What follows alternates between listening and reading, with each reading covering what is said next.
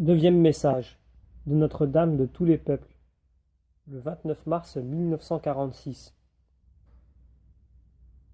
Je vois de nouveau la dame devant moi. Elle tient un enfant dans les bras.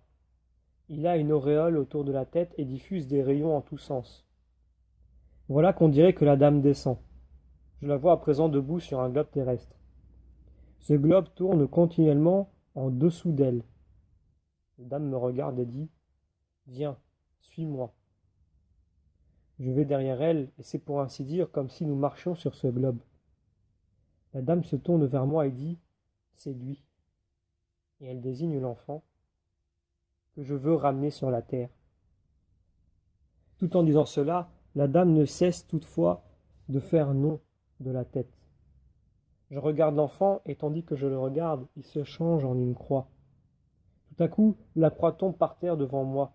Elle est en morceaux.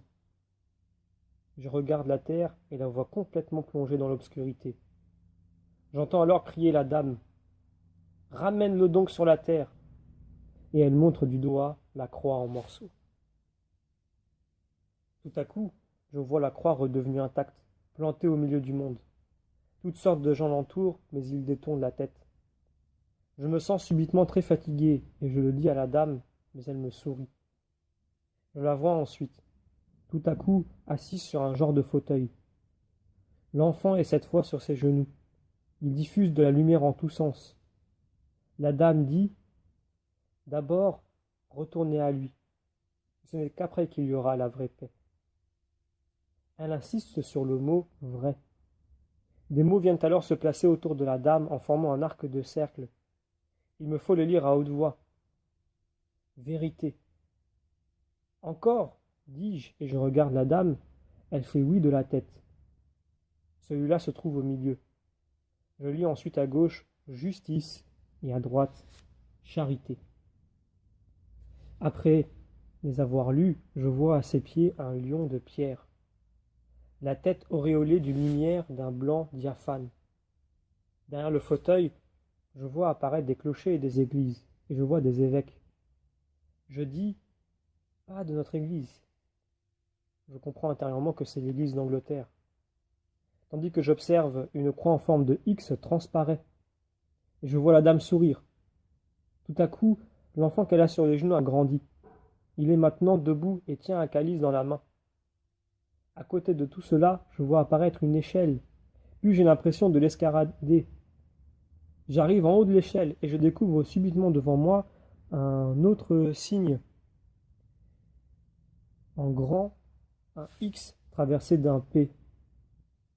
Donc petite note, lettre grecque du monogramme du Christ. La dame dit, la religion va endurer un sévère combat et on va chercher à la fouler aux pieds. Cela se fera de façon si subtile que presque personne ne s'en apercevra. Mais je mets en garde. Avec une extrême gravité, elle montre alors le calice. Je l'entends dire Christus regnum. Donc petite note, Christus regnum est le latin pour le Christ et le royaume. Je vois ensuite Jérusalem. C'est ce qu'il me donnait de comprendre. Il y a un combat. Je vois alors soudain des prêtres arméniens devant moi. Je lève ensuite deux doigts. Je vois de nouveau la dame assise sur son fauteuil avec tout le reste autour, puis l'église d'Angleterre, une église russe, une église arménienne et beaucoup d'autres églises encore. Elle ne cesse de tourner, pêle-mêle. La dame paraît soucieuse et je l'entends dire « Rome, sois sur tes gardes ». Elle insiste sur ces mots et serre le poing.